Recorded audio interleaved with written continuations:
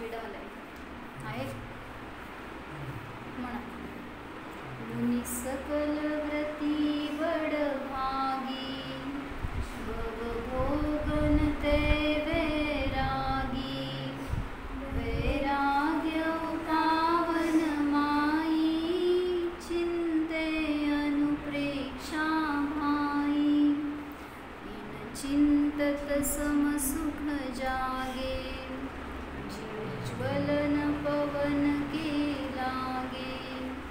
जब ही जिय आत्म जाने तब ही जिय शिव सुख ठाने. जौवन गृह गोधन नारी हय गय जन आज्ञाकारी. इंद्रिय भोग छिन थाई सुरधनु चपला चपलाई. सुर असुर खगाधिप जेते भोग जो हरि काल दलेते. मणिमंत्र तंत्र बहु होई मरते न बचावे कोई. चौगति दुख जीव भरे परिवर्तन पंच करे. सब विधि संसार सारा या में सुख नाही लगारा. संसार भावना काय सांगितलं होतं म्हणजे काय संसार काल बघितलं ना आपण. संसारच कशाला म्हणायचं. कोणाच्याकडं संसार आहे कुठले जीव संसार करतात. असं नाही की फक्त मॅरिड लोकांना संसार आहे असं. लहान बाळ आहे त्याच्यापासून संसार सुरू झाला किंवा काय किडा मुंगी आहे त्यांना पण संसार आहे त्यांच्या टाईपचा. कशाला म्हणायचं संसार.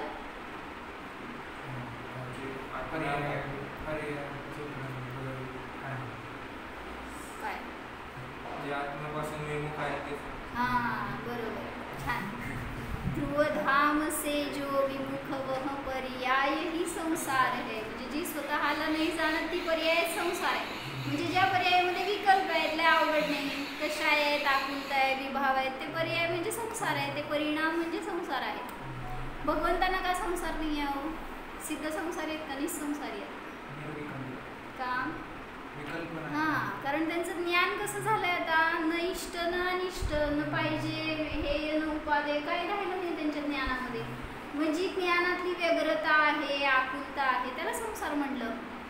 आणि मग कोणाला नाही आहे आकुलता ती. असं वाटतं आपल्याला की लहान बाळाला काय संसार सांग. हां किंवा त्याला पण असं चारी संज्ञा दिसून येतात. आहार भय मैथून परिग्रह प्रत्येक जीवाकडे आहे. जसं आता म्हणलं किडा मुंगीला काय संसार आहे. ईशान संसार आहे का त्यांना. मला दिसे ना तू.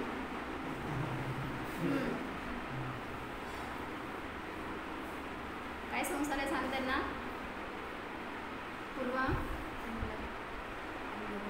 अन्न गोळा करते दिवस रात्र करते तुमच्यापेक्षा जास्त कष्ट करते ते माहिती आहे का. खात्यात किती माहीत नाही जगतेत किती ते पण माहीत नाही. गोळा करायचं फक्त संचयाची वृत्ती आहे ना ती त्यालाच म्हणायचं संसार. तुम्ही पण काय करता हो दिवस रात्र दुकानात बसायचं रावायचं रावायचं कशासाठी. गोळा करायचं पेटी भरायचं काय ते काय कपाट भरायचं आणि मरायचं. म्हणजे असं मरणारे काय केले हो त्यांनी. जसं म्हणले ना काल असं विचारायला मला की आपण काय करतोय आपल्याला आपलं जीवन सुखी बनवायचं आपल्याला सगळे फॅसिलिटीज पाहिजे घर पाहिजे म्हणून आपण पैसा कमवतोय त्याच्यासाठी दिवस रात्र राबतोय. आणि एक घर बांधायचं म्हणजे आम्ही बघतोय आता इथे सगळ्यांचे घरं बांधायला लागले तर किती कष्ट आहेत त्यांना. जरी तुम्ही देता इंजिनियर्सच्या हातामध्ये तरी सुद्धा स्वतः पर्सनली सगळं तिथं करावं लागतं ना. ऑब्झर्वेशन ठेवायचं त्यांनी काय व्यवस्थित करतात नाही करतात बघायचं. म्हणजे शेवटी फिजिकली तुम्हाला पण त्याच्यामध्ये इन्व्हॉल्व्ह व्हायला लागतंय. सगळं तेवढे कष्ट करावे लागतात. मग कुठं ते किती दिवसांनी ते तुमचं मान उभारत आहे. तर ते असं कष्ट करून ते बनवलं घर. आणि त्याच्यामध्ये राहायला गेला नाही. काय झालं परत जाऊ थोड्या दिवसांनी जाऊ. आणि आयुष्य संपलं. काय केलं? कोणासाठी घर बांधलं? जसं ईशानचं घर सांगा, कोण बांधलंय ईशान? सांग बघू. असंच विचारायला मला काल, माहिती आहे का? म्हणजे ज्यांनी बांधलं त्यांनी राहिले नाहीत, आणि जे राहिले ते आपलं मस्त आपलं पुण्याचं फळ की म्हणजे न कष्ट करता आपल्याला तिथं राहायला म्हणजे आहे. त्याच्या मागे तुम्हाला पैसा द्यावा लागला की फिजिकल पण जे आपल्याला कष्ट करावे लागतात ना ते जास्त आहेत त्याच्यापेक्षा. पैसा उचलून देण्यामध्ये जास्त कष्ट नाही आहे, पण त्याच्यामध्ये आपलं डोकं घालून सगळं बांधून घ्यायचं वगैरे त्याच्यासाठी जास्त कष्ट करावे लागतात. म्हणजे एक जणांनी बांधलं आणि दुसरं जण भोगतंय, ह्याला म्हणायचं संसार. म्हणजे आपण करतो सगळं आपल्यासाठी, आपल्या भोगासाठी, पण आपण भोगू शकत नाही. ते विचारांनीच हैराण होतो, विचारातूनच पाप बांधतो. हे भोगायचे, भोगतो, मी भोगणार, हे भावच. जसं तुम्ही कपडे आणले समजा नवीन काय किंवा काही दागिना आणला तर ते मी घालणार, मला घालायचंय, अजून घातला नाही पण जवळ ठेवलाय आणि हरवला. काय झालं? न घालताच त्याचं पाप झालं, आणि गेलं तरी सुद्धा सुटलंय का ज्ञानातनं? कुठे? जवळच असते अजून. माझं ते गळ्यातलं खूप छान होतं, अंगठी खूप छान होती. म्हणजे शेवटी सगळे परिणामातूनच आहेत. संसार, सगळे भोग, सगळे कषाय, सगळे उदय, सगळे आपण त्या परिणामातूनच भोगतो आणि त्याच्यामुळं जास्त त्रस्त होतो. त्याला म्हणलं संसार. मग प्रत्येकाचा संसार वेगळा आहे. मनुष्यांचं समजलं तुम्हाला. तिर्यंच्यांचं पण बघतोय की काय तिर्यंच्यांना संसार सांगा. म्हणजे काय काढायचं काय आहे त्याच्यातून आपल्याला? प्रत्येकाच्या संसारातून वैराग्य घ्या. म्हणजे कुठल्याही संसारामध्ये, कोणाच्याही संसारामध्ये कितीही त्यांनी काथ्याकूट केली तरी सुख मिळत नाही. सांग, इंद्राकडे संसार आहे का नाही? देवलोकामध्ये इंद्र आहेत ना, आता आम्ही बघितले तर म्हणजे भेटून आलो इंद्राला आम्ही शास्त्रामध्ये. तर त्या इंद्राकडे संसार काय हो? सुखी आहे का दुःखी आहे? इंद्राचा संसार छान असेल का नाही भैया? कसं असेल? कोणाला माहिती, आम्ही कुठं जाऊन आलो भेटायला पाहिजे जाऊन. तर कोणाचं पण असू दे, जिथं जन्म आहे तिथं मरणाचं दुःख आहे. जिथं इंद्रियामध्ये अडकला तिथं दुःख आहेच. म्हणजे त्याचं भोग संपणार तर नियमाने आपुलतेला प्राप्त होणार, म्हणजे दुःख आहेच. परत देवलोकामधले वाटतात आपल्याला की सगळे सुखी असतील, पण काय दुःख आहे हो त्यांना? ईर्षा आहे का? हां, माझ्यापेक्षा इतर देव जास्त ग्रेट आहेत, त्यांच्याकडे जास्त वृद्धी आहेत, वैभव आहे, ज्ञान आहे, त्यांचे सगळे अधीन आहेत, मला त्यांची अधीनता करावी लागते, नोकरी करावी लागते, काय म्हणायचं, त्यांची हजुरी करावी लागते. ह्याच्यासाठी ते झुरतात. म्हणजे ते पण त्यांचा संसार. म्हणजे प्रत्येकाचा संसार डिफरंट आहे, पण त्याच्यातून आपल्याला काढून घ्यायला यायला पाहिजे की नको असा संसार आपल्याला आहे. सारभूत काय ती गोष्ट आपल्याला कळायला पाहिजे. म्हणून त्यांनी सांगितलं की जी शाश्वत राहणार आहे, जे स्थिर आहे, अशा गोष्टीला धरा तर कुठलाही संसार असू दे त्याच्यामध्ये दुःख नाही आहे. काय म्हणले ईशान? संसार क्षणिक आहे, बदलणारा आहे, प्रत्येकाचा वेगळा वेगळा आहे, पण सगळ्याच्या संसारामध्ये एक ध्रुव वस्तू आहे. कोण? तो आपला शुद्ध आत्मा, तो आपला सारभूत ध्रुव आत्मा. त्याला धरलं तर कुठलाही संसार दुःख देऊ शकत नाही. जसं सांगितलं, समुद्र आहे, समुद्रामध्ये लाट कशी उसळतीये. समजा खूप मोठ्या मोठ्या लाटा निघाल्या, आता परवा बघितलं ना किती 20-20 फूट उंच लाटा सुद्धा उठतात समुद्रातून. आणि जेव्हा ती लाट उसळली, सांगा समुद्राला काय झालं? त्या लाटेनी समुद्राला हलवलं का नाही हलवलं? समुद्र किती हल्ला त्या लाटेनी. म्हणजे समुद्र तर स्थिर आहे, गंभीर आहे, ती लाट उसळली तरी पुन्हा त्याच्यामध्ये जाते आणि तो समुद्र त्याला सामावून घेतो, शांत करतो म्हण, किंवा आपल्यानुसार त्याला परिणाम होतो. तसं म्हणलं की संसार म्हणजे संसारामध्ये येणारे सगळे विकल्प, विभाव म्हणजे असे उसळणाऱ्या लाट आहेत. मग ते विभाव म्हणजे तुम्हाला वाटतं की एवढंच आपलं जीवन, किंवा समजा कोणाचा वियोग झाला, काय संकट आलं, काय आपल्याकडनं हानी झाली, तोटा झाला, किती आपण त्याच्यामध्ये आकुलता करतो. जसं आत्ता मी उदाहरण सांगितलं, त्यांचे वडील गेले म्हटल्यावर सांगा त्यांच्यावर काय बितली हो. तो पण एक संसार त्यांचा. म्हणजे आपल्याला तर त्यांच्या तशी फिलिंग्स नाही आहेत, फक्त आपण ऐकून माहिती आहे आपल्याला, पण ते सुद्धा आपण सुद्धा रिअलाइज करू शकतो की काय त्यांची परिस्थिती असणार आता घरामध्ये जर कर्ता पुरुष नाही आहे. आणि शेवटी मागं मुलं आणि आई म्हणल्यावर काय त्यांचं दिवस कसा जात असणार, जीवन कसं असणार. प्रत्येकाचा संसार म्हणून सांगितलं असं वेगळं आहे, पण सगळ्या संसारामध्ये सार नाहीच म्हणा की. सारभूत कुठलीही वस्तू नाही, फक्त एक आपला आत्माच सारभूत आहे. ते छडाऱ्याच्या ग्रुपवर एक आहे बघा 12 भवनाती म्हणून. म्हणजे म्हणून सांगितलं की त्या क्षणिक विभावांमध्ये अडकू नका, तर आत्म्याचा जो गंभीर स्वभाव आहे त्याच्यामध्ये जर आपण प्रवेश केला तर शांततेला सहज प्राप्त होतो, सगळ्या प्रकारची अशांती नष्ट होते.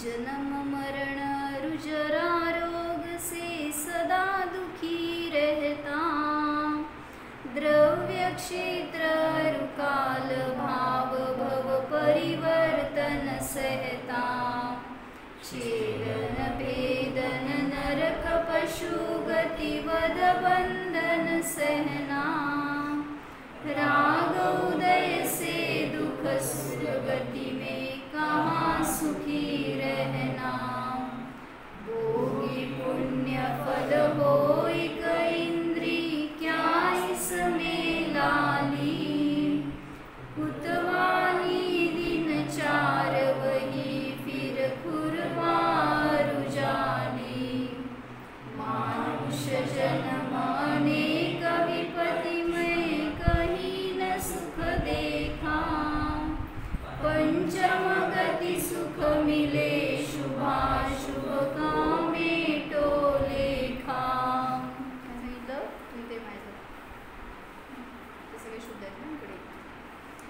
जन्म मरण अरु जरा रोग से सदा दुखी रहता. काय म्हटलं करा अर्थ चला. जन्म मरण आणि मी, आपण कसं मी म्हणायचं तिथं, म्हणजे आपल्याला आपला संसार दिसतो. जन्म मरण जरा रोग ह्याच्याने मी सदैव दुःखी आहे. पुढं परिवर्तन सहता, म्हणजे परिवर्तनाचे 5 प्रकार आहेत.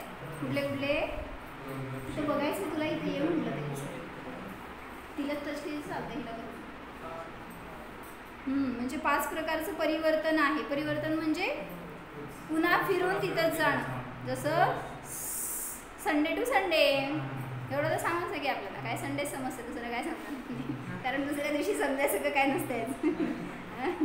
तर प्रत्येकाचं परिवर्तन आहे. द्रव्य परिवर्तन, क्षेत्र परिवर्तन, काल परिवर्तन, भाव परिवर्तन आणि भव परिवर्तन. सगळ्याला म्हणलं त्या परिवर्तनाला संसार म्हणलं. द्रव्य परिवर्तन म्हणजे असंच शरीर पुन्हा अनेक भवानंतर अनेक काळानंतर कधी पण असे ना असंच शरीर मिळालं आपल्याला, तर ते द्रव्य परिवर्तन पूर्ण झालं तेव्हा.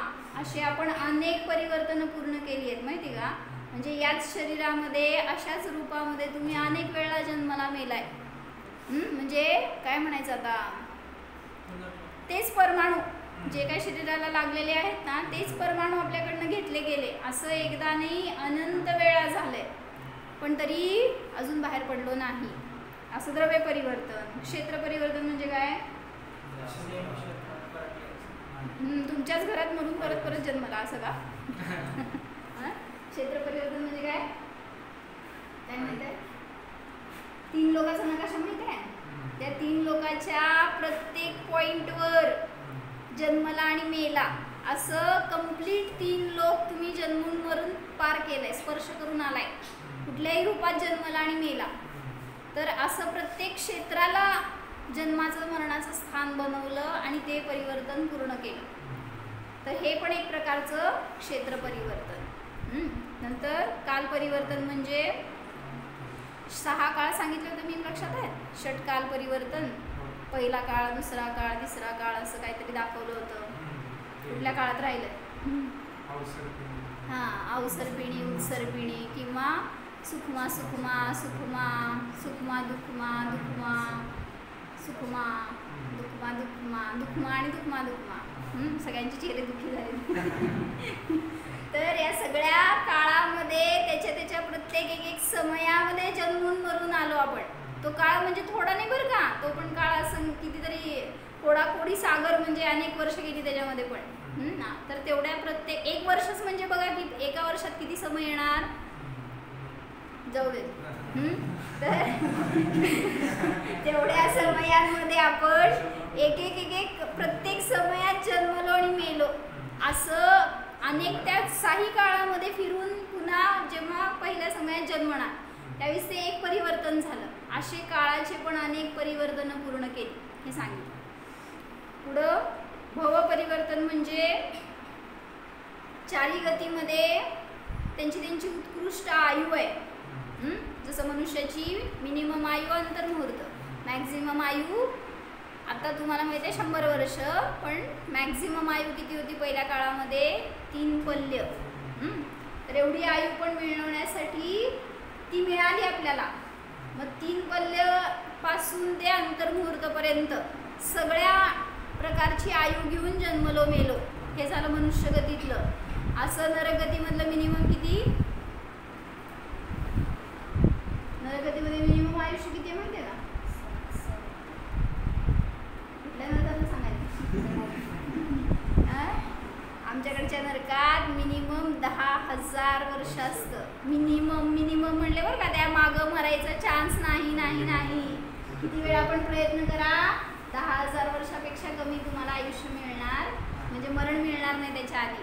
आणि 10,000 पण कोणाला मिळतं? पुण्यवान असेल असा नारकी तो असाल तर. नाहीतर श्रेणिकासारखा जीव सुद्धा क्षाईक सम्यक दृष्टी असून त्याला किती मिळालं माहिती आहे का? त्याची आई किती आहे श्रेणिकाची? गोळ्या मारायचं नाही रे भैया. आता कॅल्क्युलेट कर ना. आता कुठला काळ चालू आहे? पंचम काळ आहे. किती राहिला? 21,000 वर्षांचा पंचम काळ असतो. त्यातले 3,000 वर्ष गेलेत. महावीर भगवान जाऊन किती दिवस झाले?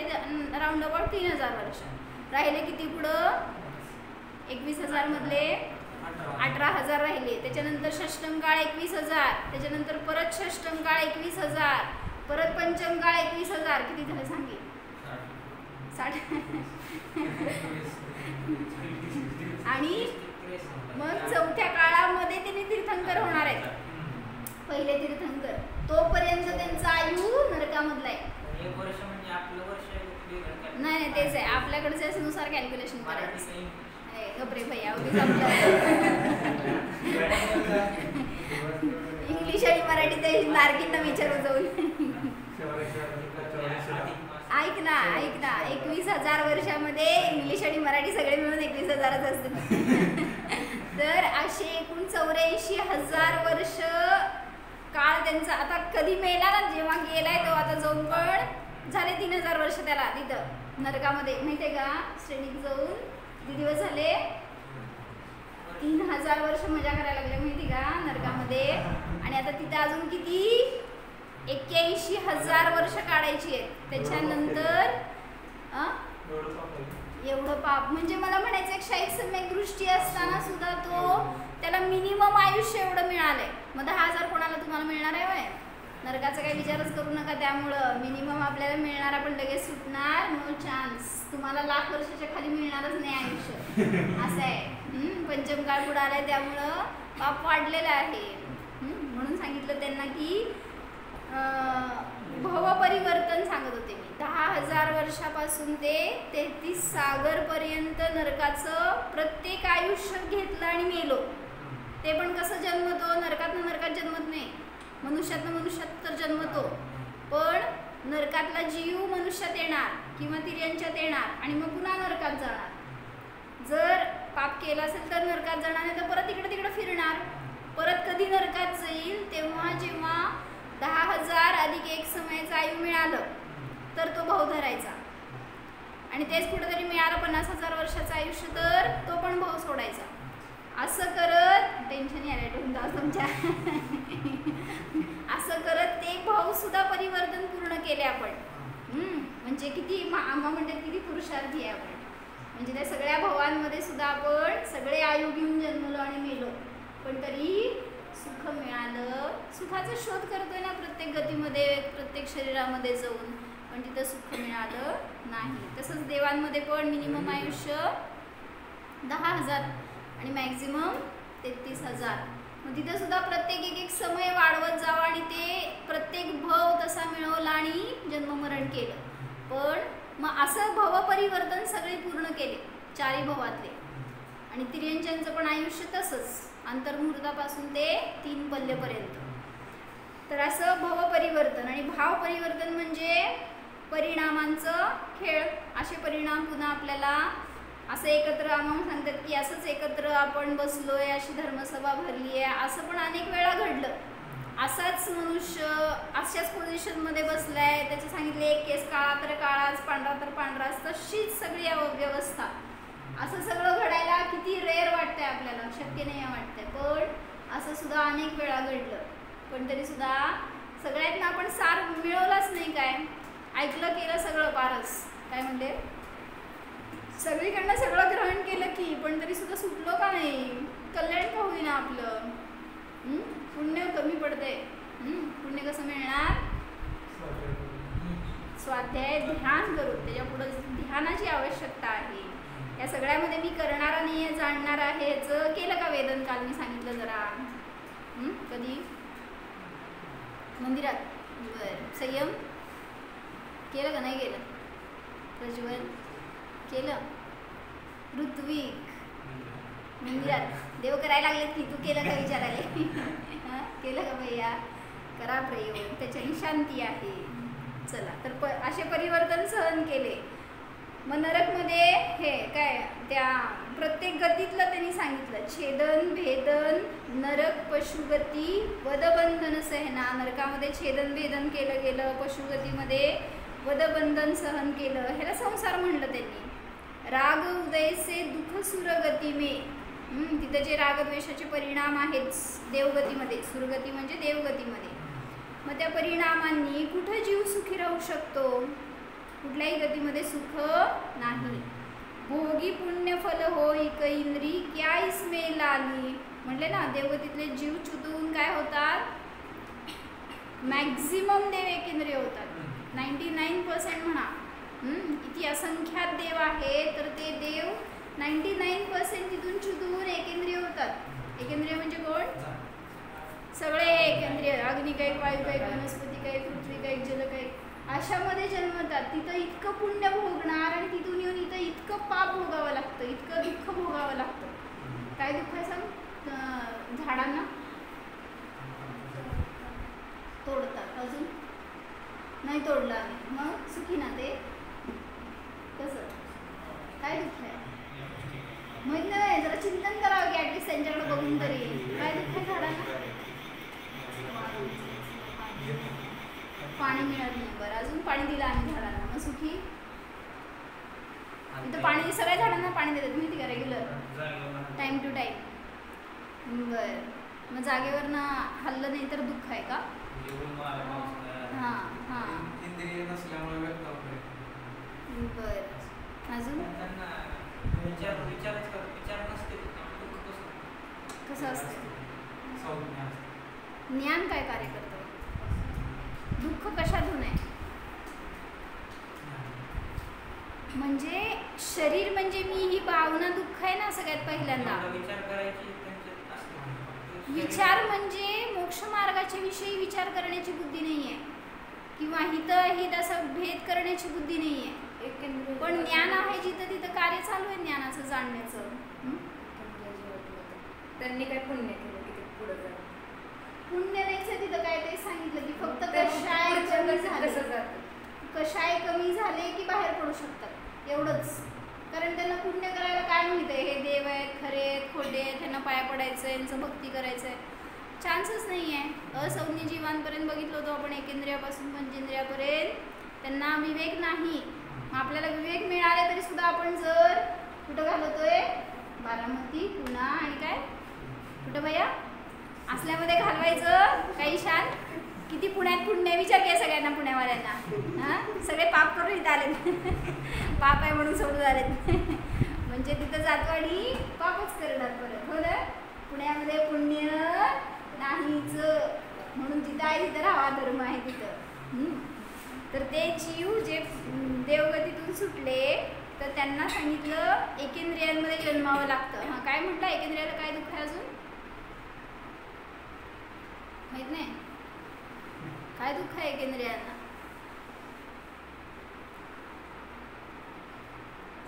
कर्मफल चेतना म्हणतात त्याला. म्हणजे काय, सगळ्या कर्मांचे उदय येऊ लागले तर मला ह्याचं फळ भोगावं लागतं किंवा प्रतिकार करता येत नाही. कोणी तोडलं, कोणी गाय छेदन केलं किंवा मुळासकट उकडून काढलं किंवा तुम्हाला म्हटलं त्यांनी काय पाणी वगैरे नाही पाजलं, सगळ्या प्रकारचं ऊन वारा पाऊस किती विरोध करू शकतात. काय त्यांच्यावर छत्री कोण धरणार आहे? म्हणजे हे सहन करावं लागतं मला इतकं, हे भाव त्यांना दुःख देतात. हा त्यांचा संसार. म्हणून एकेंद्रियांमध्ये कुठल्याही जीवाला पण तिथं सुख नाही. भोगी पुण्य फल होई कैंद्री क्या इसमे लाली. म्हणजे त्या देवगतीमध्ये सुद्धा काय अशी सुखाची कल्पनाच आहे, बाकी काय तिथं सुख म्हणून असं नाही. मृत्यू मरून जीव एकेंद्रियांमध्ये जन्मतो. कुतवाली दिन 4 वही फिर खुरपा रुजाली. कौतूहल आहे फक्त तिथं 4 दिवसाचं की छान आहे देवगती म्हणजे. माहीत आहे? हो म्हणताय देवगती छान आहे का नाही आहे? हो म्हणला तर फुकट अडकून पडावं लागेल ग बसा. तर कौतूहल 4 दिवसाचं आहे. पुन्हा खुरपा रुजाली म्हणजे पुन्हा एकेंद्रियांमध्ये जन्मणार किंवा सगळं तुम्ही काय करताय, तुम्ही त्या कम्प्युटरमधनं करताय, ते शेतकरी जाऊन शेतात करते. हां कुठून कुठं काय मिळतंय हो, तुम्ही पण शेतकरीच काय कम्प्युटर मधून काढणारे. मानुष्य जन्म अनेक विपत्तीमय कही न सुख देखा. 4 गती सांगितल्या, नरगती, पशुगती, देवगती आणि आता शेवटी मनुष्यगतीमध्ये तर अनेक विपत्ती आहेत. चक्रवर्ती सुखी आहे का दुःखी आहे? चक्रवर्तीला काय दुःख भरपूर असतं बरं का त्याच्याकडं. तर बरं आयुष्य संपतंय म्हणून दुःखी. अजून अनेक चक्रवर्ती नरकात गेले की का गेले? सगळे स्वर्गाला मोक्षाला गेले असं नाही आहे. 7व्या नरकात जातात नाही, भोगामध्ये अडकतो चक्रवर्ती.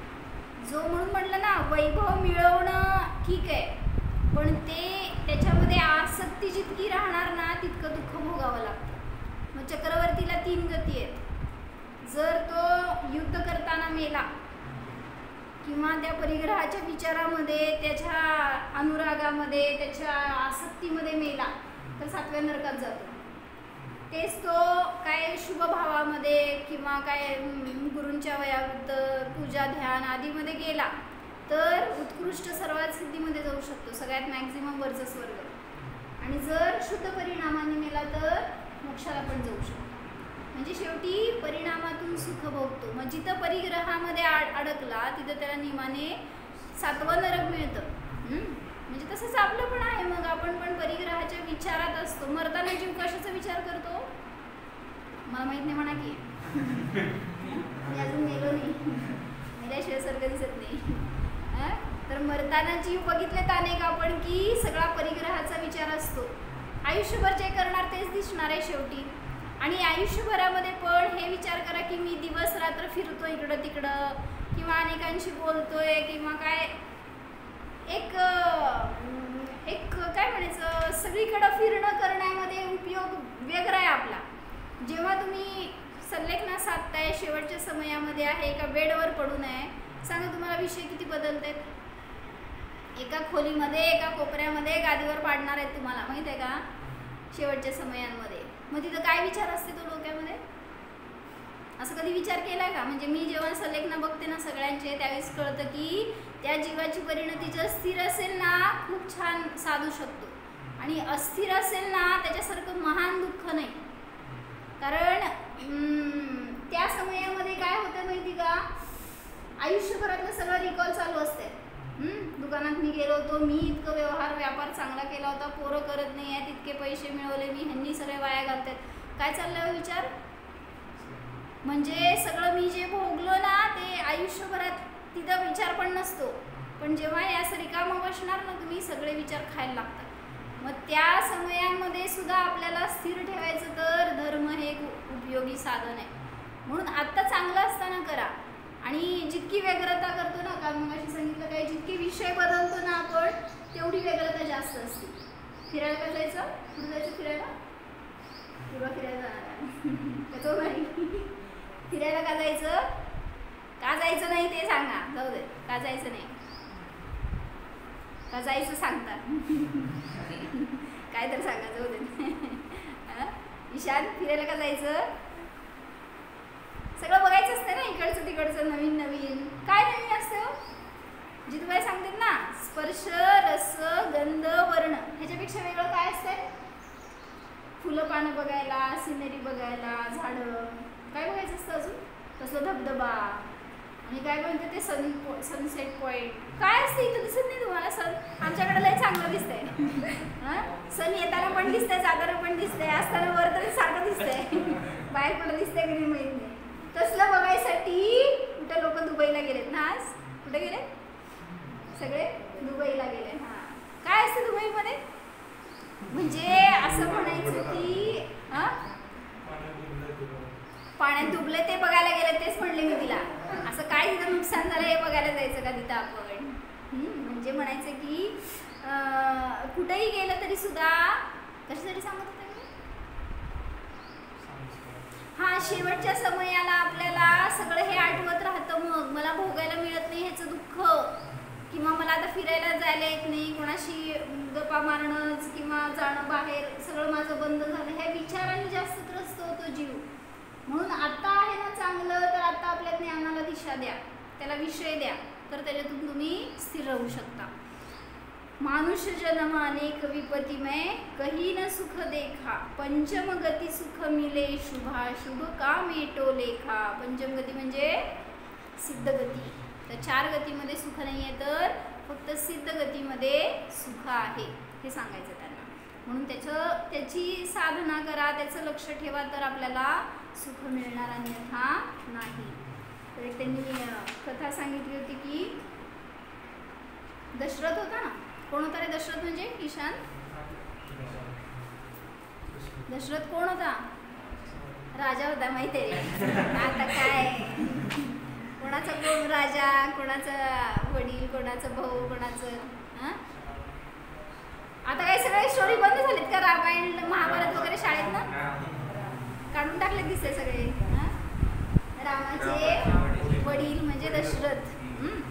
तर काय झालं, दशरथाचे मोठे भाऊ होते अनंतरथ, आणि त्यांच्या पित्यांना एक दिवस काय झालं, काहीतरी संयोग असा झाला, वैराग्य झाला, आणि त्यांना दीक्षेचे भाव झाले.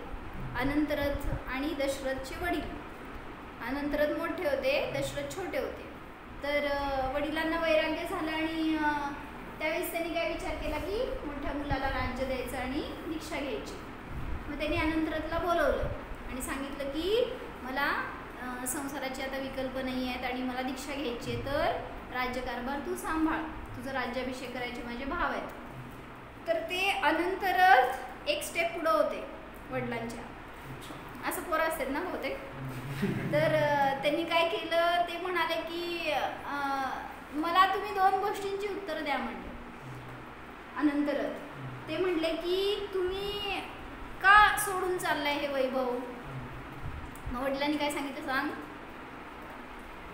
सगळं क्षणिक आहे, त्याच्यामध्ये सुख नाही आहे, ते काय भोगण्यासारखं मला भाव नाही आहेत, आता मला ते सगळं सोडून जायचं आहे. मला माझं सुख माझ्यामध्ये दिसतंय, तर मला तेच भोगायचं आहे. मला जास्तीत जास्त वेळ मला आता स्वतःला द्यायचं आहे. म्हणून मी काय करतोय, विरक्त झालोय. बस काय सांगायले, दशरथ होते ना, दशरथचे वडील विरक्त झाले आणि त्यांनी त्यांच्या मोठ्या मुलाला, म्हणजे अनंतरथ नाव होतं त्यांचं, त्यांना राज्य द्यायचं विचार केले आणि म्हणले की तुझं राज्याभिषेक करणार आहे आणि मला दीक्षा घ्यायची आहे.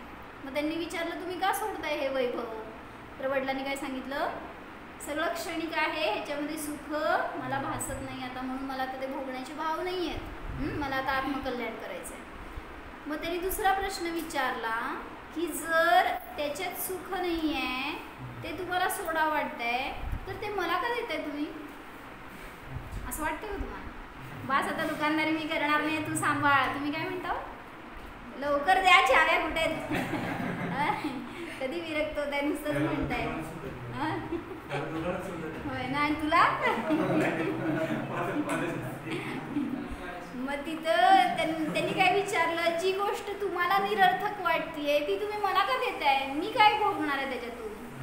मग त्यांनी सांगितलं अनंतरत म्हणाल. असं म्हणल्यावर वडील निरुत्तर झाले माहिती का? असं नाही फोर्स केलं त्याला की गप्प बसलाय, शाणा झालायस, हा तू कर आता, अजून तुला काय म्हणतात लाईफ बघायची आहे, अजून लय लांब जायचं आहे, असलं काय नाही. मग त्याचं पॉईंट टू पॉईंट होतं ना क्वेश्चन, की जर ही निरर्थक गोष्ट आहे तर मी तर ती का भोगू? ते मी घेऊन काय करू? मला पण ह्याच्यामध्ये अडकायचं नाही. त्यावेळेस दशरथ म्हणे 6 महिन्याचे होते आणि अनंतरच मोठे म्हणजे त्यांच्यापेक्षा थोडे असतील मोठे, असं काय. त्यांनी म्हणाले की मला सुद्धा राज्यकारभार करायचा नाही, मला सुद्धा आता तुमच्या मार्गावरच जायचं आहे. तुम्ही जो मार्ग स्वीकारला तो श्रेष्ठ आहे आणि मला सुद्धा आत्मकल्याण करायचं आहे. आणि असं म्हटल्यावर त्यांनी सांगितलं अनंतरत्नी, जी गोष्ट करायला स्वीकारायला तुम्हाला पुरुषार्थ करायला 50 वर्ष गेली, ती गोष्ट मला स्वीकारायला मला 5 मिनिट सुद्धा नाही घालवायची. आणि ते त्याच्या पुढं. आणि वडिलांनी अक्षरशः विरोध नाही केला, असे होते वडील पूर्वीचे. आई वडील सगळे धर्मामध्ये प्रेरित करणारे होते. आपले आई वडील कुठं चाललाय मंदिरात, बसा घरात, म्हणजे असं किती वेळ जायचं असतं मंदिरात, किती वेळा जायचं असतं, असं काहीतरी चुकीचे गायडन्स करणारे. कुठं तरी गेला तर, विरक्त झाला तर, दीक्षा घेतली तर, असं भय असतं त्यांना. त्यामुळे तुमचे पाय बांधून ठेवायचे असते संसारामध्ये. म्हणून तिथं त्यांनी काय केलं, वडिलांच्या बरोबर दीक्षा घ्यायला निघाला तर सहर्ष दोघांनी दीक्षा घेतली आणि राजतिलक केलं दशरथचं. किती महिन्याचा? 6 महिन्याचा दशरथ त्याला राजा बनवला. अशी प्रथा होती पूर्वी. म्हणजे आता काय विचार करते, एवढ्या लहान वयात कुठं दुकान सांभाळायला येत असतं का, धंदा करायला येत असतं का, अजून थोडे दिवस बघू दे ना मला, म्हणजे मीच विरक्त होत नाही पहिल्यांदा, तर ते मुलं तर माझ्या अजून मागच. म्हणून सांगितलं की आपली विरक्ती अशी असावी, सगळं करत असताना सुद्धा मला हे ध्येय ठेवायचं की मला दीक्षा घ्यायची आहे, मला मुनी व्हायचं आहे. किती ध्येय आहे ईशान? आहे का असं आपल्यासमोर? ठेवायचं. तू म्हण की भैया, चल काय म्हणतो, काय पहिल्यांदा इंजिनियर होणार, मग तिथं काहीतरी काम करणार, पैसे मिळवणार, मग दीक्षा घेणार, असं का? नाही, असे भाव ठेवायचे की मला खरोखर आत्ता दीक्षा घ्यायला पाहिजे, तर कधीतरी जाऊन भविष्यामध्ये होईल.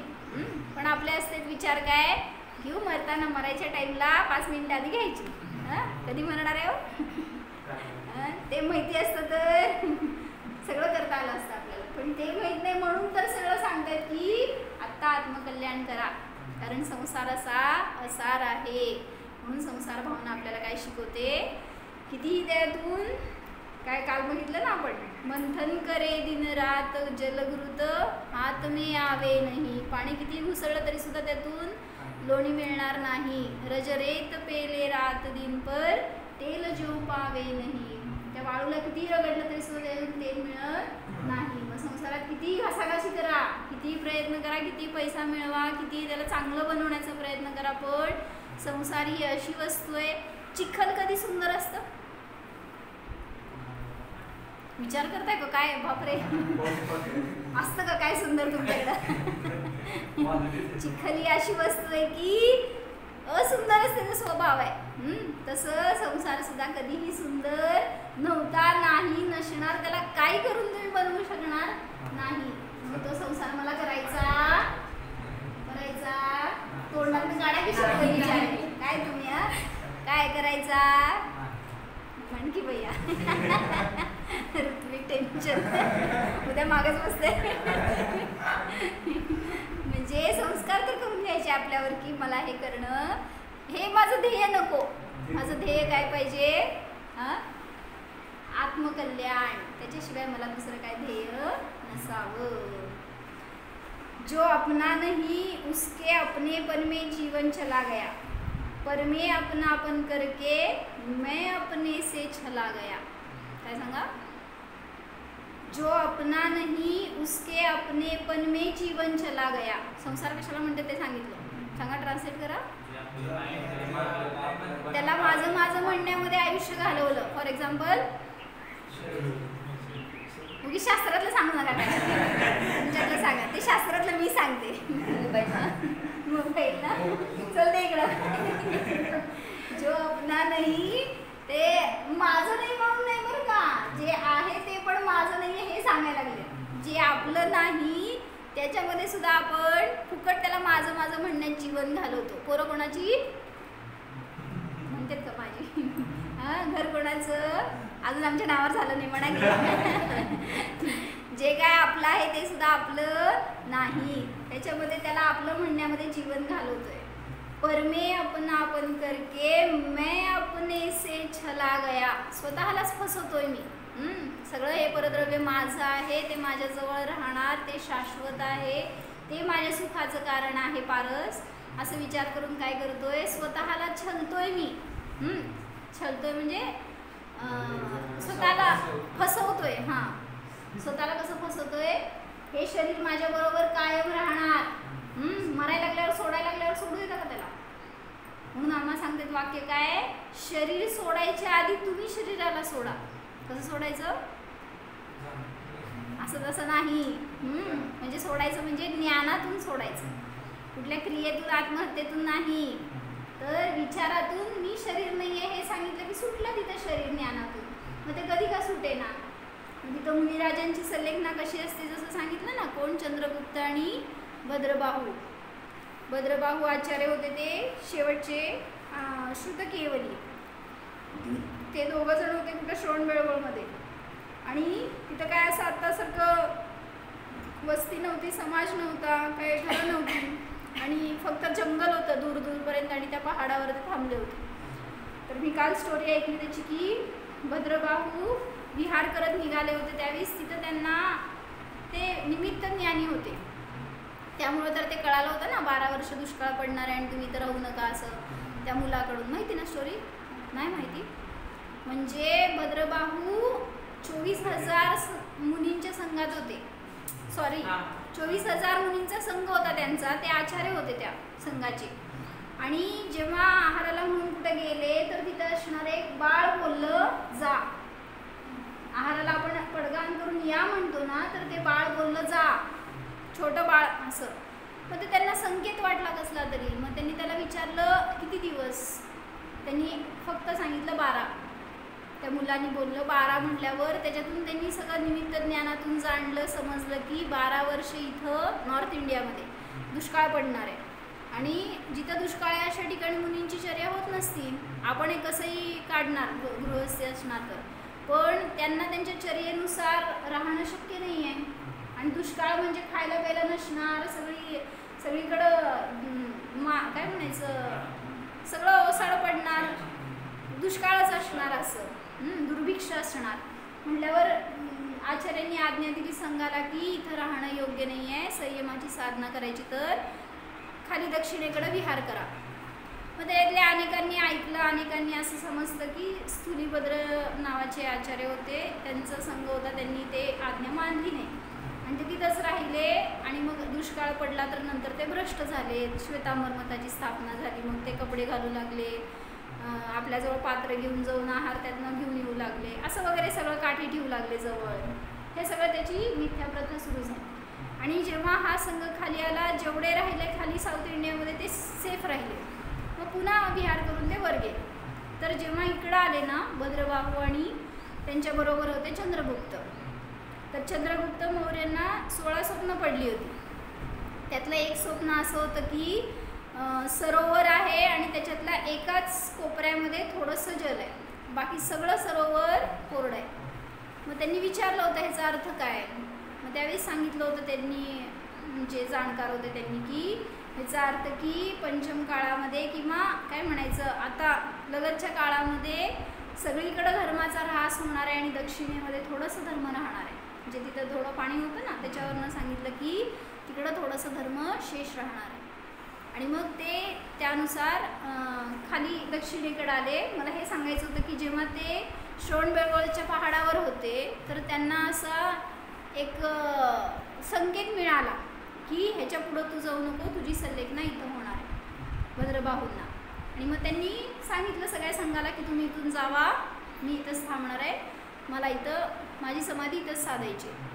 मग त्यावेळी सगळा संघ तर गेला, पण चंद्रगुप्त म्हणाले मी गुरूंना सोडून जाऊ शकत नाही, तुमची संलेखना साधणे माझा अधिकार आहे किंवा माझं कर्तव्य आहे, मला ते करायला पाहिजे. मग ते किती फोर्स केल्यावर त्यांनी तयार झाले. पण ह्यांनी यमसंलेखना घेतली होती भद्रबाहूंनी, त्यांना काय आहाराचा विकल्प नव्हता, पण चंद्रगुप्तांना होता ना, त्यांना जायला पाहिजे आहाराला. त्यांना विकल्प नव्हता, पण गुरूंना विकल्प आला की म्हटले हे किती दिवस असं राहणार माझ्याबरोबर, मी एक सगळं सोडले म्हटल्यावर त्यांना चर्येला जायला पाहिजे. मग ते 2 दिवस त्यांच्याजवळ बसून राहिले, त्यांचं सगळं करणं सगळं चालू होतं. मग शेवटी तिथं गुरूंनी सांगितलं की तुला चर्येला जायला पाहिजे, जा. त्यांनी किती सांगितल्यावर जबरदस्ती ते चर्येला निघाले, पण जाणार कुठं.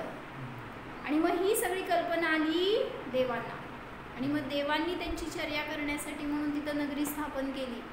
आणि मग तिथं त्यांचं पडगाहन झालं, त्यांचा आहार झाला. ॲक्च्युली देवांचा देवकृत आहार मुनींना चालत नाही, पण हे त्यांना माहीत नव्हतं की ती देवकृत नगरी आहे असं. आणि असं किती दिवस, मला नाही आकडा आठवत, कितीतरी महिने का काय असं त्यांनी तिथं आहार चालवला, म्हणजे देवांनी त्यांना आहार दिला. आणि हे त्यांच्यापासून माहीत नव्हतं, त्यामुळं त्यांनी आहार घेत राहिले. आणि देवांना तर कुठं चर्या माहिती असती, फक्त त्यांचे भाव असे होते की मुनींना आहार मिळावा. मग ते असं घटवलं होतं बरं का एकदा की ते नगरामध्ये सगळी नगराची रचना केली त्यांनी, घरांची वगैरे. त्या घरामध्ये त्यांनी स्वयंपाक बनवला सगळा शुद्ध, सगळं शेगडीवर वगैरे, पण द्यायलाच कोण नाही, माणसंच कोण नव्हती गावात, एक पण मनुष्य नाही. आणि त्यांना वाटलं मुनी येतील आणि जीवन जातील, असं कुठं जाणार त्यांचं त्यांनी. मग मुनी आले, कर धरून सगळीकडे फिरले, कोणच मनुष्य नाही, निघून गेले त्या दिवशी. मग कळलं देवांना की देणार पाहिजे. तर एका स्त्रीला दरवाजामध्ये उभारू केलं आणि ते विधी वगैरे काय कळले असेल त्यांनी पडगाहन केलं. तर मुनींनी झाकून बघितलं, आतमध्ये कोणच नाही, एक स्त्री असेल तरी आहार घेत नाही. परत गेले मुनी, म्हणजे असं म्हणायचं की अज्ञान खूप असतं ना, आणि मग त्याच्या निमित्तानं त्यांना उपवास पडले. आणि मग नंतर कळली चर्या, त्यावेळेस त्यांनी तिथून आहार सुरू केला. आणि मग जेव्हा एक दिवस त्यांचं काय म्हटलं कमंडलू काहीतरी मागं राहिला आणि ते गेले होते जंगलात मुनींकडं, आणि मग परत कमंडलू घ्यायला आले तर तिथं काहीच नव्हतं. ही नगरी सगळी त्यांनी, विक्रिया होती ना, ते आहार झालं की सगळं उठवलं होतं, आणि ते कमंडलू एकच तिथं राहिला होता. मग त्यावेळेस त्यांना कळालं की हे देवकृत आहे म्हटल्यावर त्यांनी जाऊन गुरूंकडनं प्रायश्चित्त घेतलं आणि पुन्हा तिथं ते आहाराला गेले नाही. त्यांची संलेखना झाली भद्रबाहू स्वामींची. म्हणजे कशासाठी सांगत होते,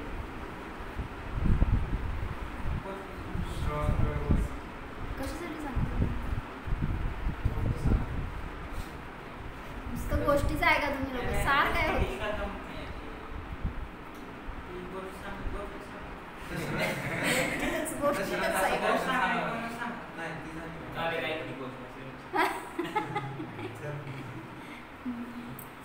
म्हणजे आपली संलेखना आपल्याला साधायची तर आपली सुद्धा अशी तयारी असायला पाहिजे. त्या समयामध्ये आपण स्थिर राहू शकत नाही, सगळं आयुष्यभरातलं टेन्शन, सगळे रोग त्यावेळेस येत असतात. असे अनेक कर्म असतात जे तुम्हाला या भवातले या भवात फेडावे लागतात. त्यामुळं जर आजपर्यंत त्यांचा उदय नाही आला तर नियमाने त्या मरायच्या समयात येणारच. आणि मग त्यामुळं अनेकांना दिसतंय आपण की मरताना जास्त वेदना सुरू झाल्यात, जास्त त्यांना त्रास होतोय, दुःख आहे. बघितलं ना माणसं कसं होतं शेवट. म्हणजे आयुष्यभरामध्ये आपण केलेल्या पुण्याचं फळ म्हणा, त्या धर्माचं फळ म्हणा की उदय कमी दिसतात, पण ते उदय तुम्हाला याच गतीत जर संपवायचे असतील तर ते शेवटच्या समयामध्ये नियमाने त्रास द्यायला येतातच. मग तिथं आपली स्थिरता कशी राहणार. म्हणून त्या समयांचा विचार करा आणि आज सावध व्हा. म्हणून ज्याला ज्ञानाची दृष्टी आहे, ज्याला आत्म्याची दृष्टी आहे ना, त्याला कुठले उदय नाही अस्थिर करू शकत, अशांत करू शकत नाही. म्हणून स्वतःला जाणा, जेवढं जाणणार तेवढं आपल्याला सुख आहे, अन्यथा अशांतीच अशांती आहे. त्यालाच म्हणायचं संसार. संसार म्हणजे माझा स्वभाव नाही.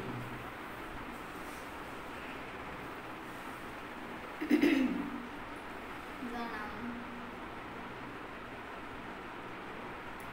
सर्व गतींच्या अतीत, सर्व शरीरांच्या अतीत, कषाय विभाव रागद्वेषाच्या अतीत जीव जाणा.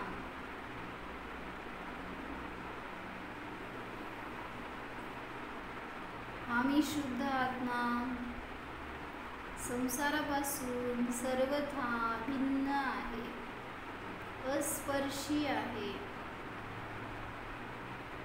अनुभव करा, संसाराचा आणि माझा काहीही संबंध नाहीच. संसार करणे हा माझा स्वभाव नाही.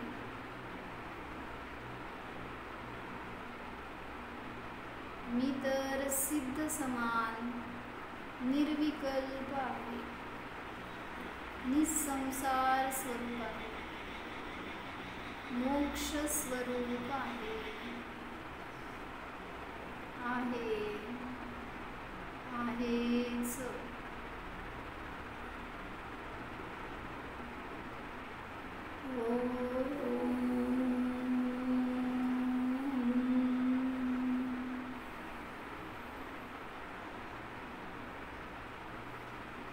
विसर्जन.